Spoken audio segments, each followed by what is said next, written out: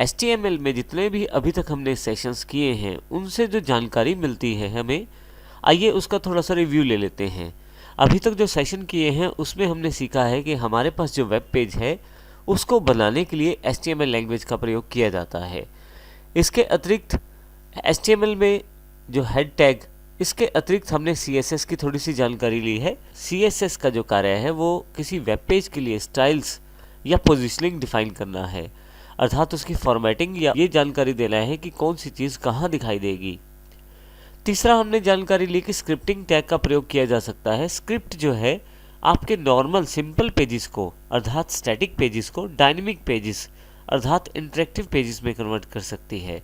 इसका अर्थ यह है कि यूज़र आपके वेब पेज पे आएगा और अब की बार कोई बटन दबाएगा या कोई कार्य करेगा तो उसको कुछ रिस्पॉन्ड होगा, वेब पेज भी उसको कुछ ना कुछ इंटरेक्शन वे में जवाब देगा। तो इस प्रकार हमने अभी तक देखा कि हेड सेक्शन जो है वो बहुत ही इंपॉर्टेंट सेक्शन है और हेड सेक्शन के अंतर्गत ही इन सभी टैग्स का प्रयोग भी हमने करना सीखा है।